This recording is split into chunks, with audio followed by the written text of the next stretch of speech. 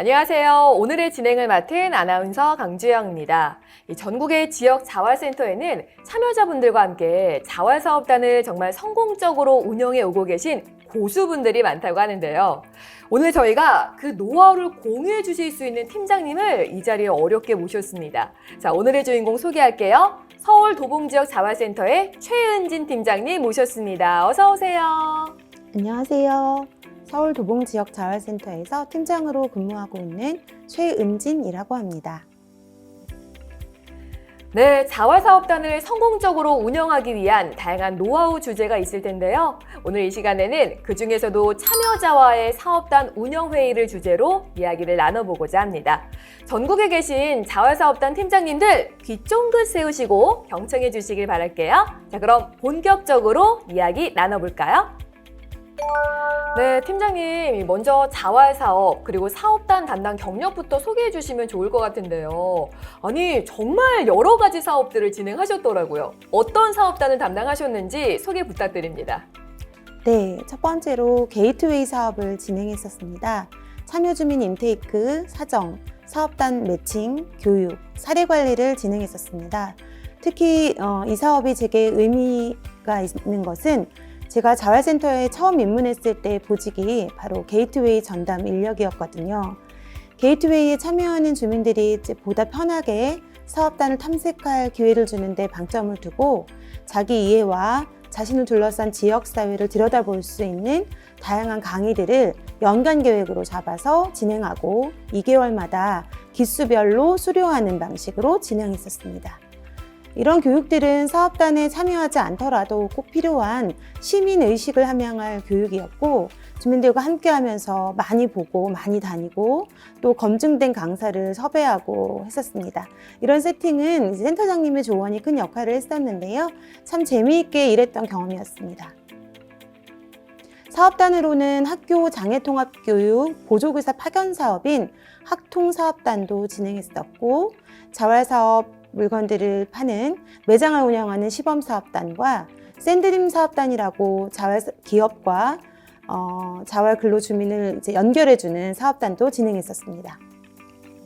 또한 취약계층 입원 시 간병인을 지원하여 일자리를 제공하는 간병사업단을 진행했었으며 현재는 친환경 목재와 마감재를 이용한 소가구 제작, 체험공방을 운영하는 목공방 사업단을 운영하고 있습니다. 와, 게이트웨이 전담 인력으로 시작을 해서 정말 다양한 사업단을 운영하셨네요. 팀장님, 그 노력에 존경의 박수가 저절로 나옵니다. 다양한 업종, 아이템을 다루시고 또 게이트웨이부터 시장 진입형, 취업 연계 등 정말 다양한 참여자분들의 니즈에 적합한 사업단 운영이 될 수 있도록 많이 노력하셨을 것 같아요. 그럼 이번에는 성공적인 사업단 회의를 위한 노하우를 알아보는 시간 가져보겠습니다. 팀장님, 정말 많은 상황에서 참여자분들과 이야기를 나누고 함께 회의를 진행하셨을 것 같은데요. 혹시 팀장님만의 노하우가 있을까요? 네, 먼저 제가 꼭 지키는 3가지가 있는데요. 첫 번째는 사업단 회의는 정례화한다입니다. 사실 회의는 이제 모든 센터나 기업을 막론하고 정말 중요한 업무 중 하나이잖아요. 자활사업이 대부분 이제 쉬운 일, 그냥 팀장님이 시키는 일만 하려고 하는 이제 경향이 강한 게 사실이거든요. 그렇게 사업단 운영에 대한 자신의 의견이 없다 보면 사업의 효율성이 떨어지게 됩니다. 그렇기 때문에 매월 회의를 통해서 한 달 동안 일어난 사업단의 내용을 공유하고 서로 의견을 나누면서 사업을 발전시키는 건 정말 중요한 업무라고 생각합니다. 두 번째는 정기적인 상담으로 라포를 형성하라입니다. 자활사업에서 담당자와 주민과의 신뢰 쌓기는 무엇보다 중요한 일이라 생각을 하는데요. 1대1로 상담이 진행되는 만큼 주민은 담당자가 자신의 고민과 사적인 어려움을 잘 이해해주고 또 나를 지지하고 있다는 믿음이 생기게 되거든요. 이런 믿음을 바탕으로 사업이 진행될 때 어떤 어려운 상황이 생기더라도 무척 협조적인 태도로 자기 희생도 마다하지 않고 노력하게 되는 긍정적 결과가 생기게 됩니다. 역시 날 믿어주는 사람 앞에서는 으쌰으쌰 힘을 내게 되잖아요. 그런 의미라고 할 수도 있겠네요. 네, 맞습니다. 다음으로 3번째는 회의를 통해 결정된 사항은 개인적 요청으로 변경하지 않는다입니다. 단 이제 예외 사안이 발생할 경우 전체적인 합의가 어렵다면 상황 공유를 반드시 거치도록 하는데요.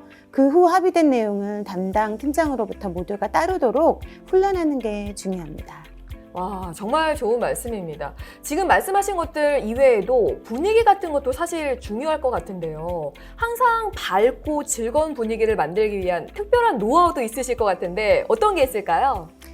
물론 있죠. 무슨 일이든 이제 분위기가 중요하잖아요. 그렇죠. 이건 역시 이제 4가지 노하우가 있는데요. 첫 번째는 지급할 물건들을 꼼꼼히 챙기는 겁니다. 후원품들, 마스크, 소독제 등등 센터에서 지급되는 물건들을 잘 챙겨서 가져가는 거예요. 이렇게 뭐든지 드리려고 할 때 조금 선생님들이 기대감이 있으시거든요.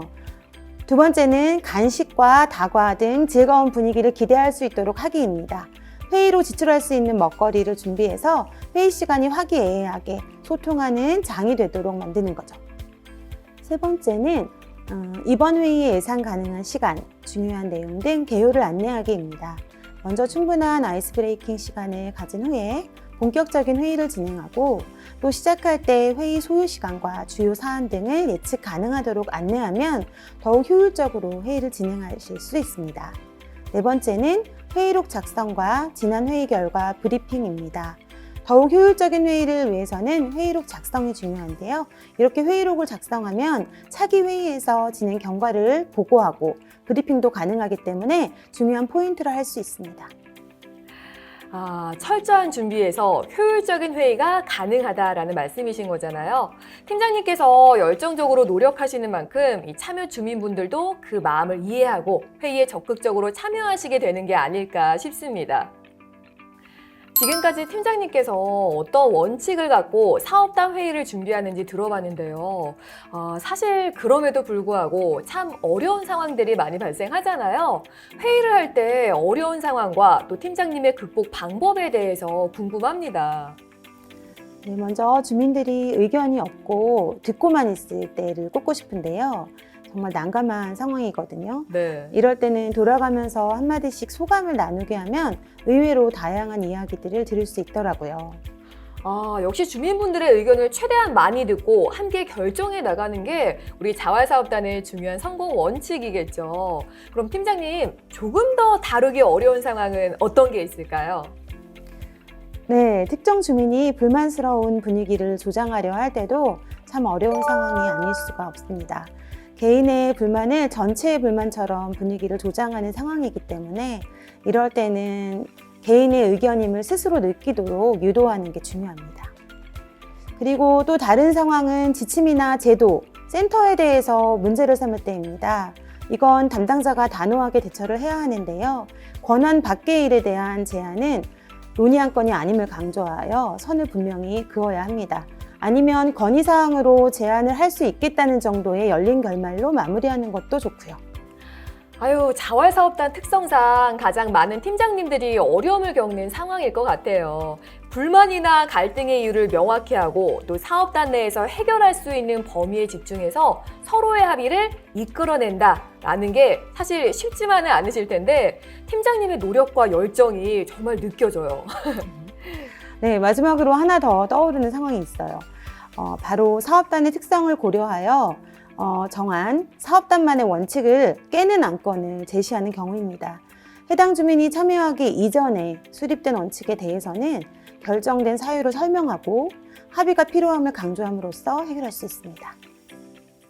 우수 자활사업 운영 노하우를 함께 배워보기 위해 마련된 이 시간.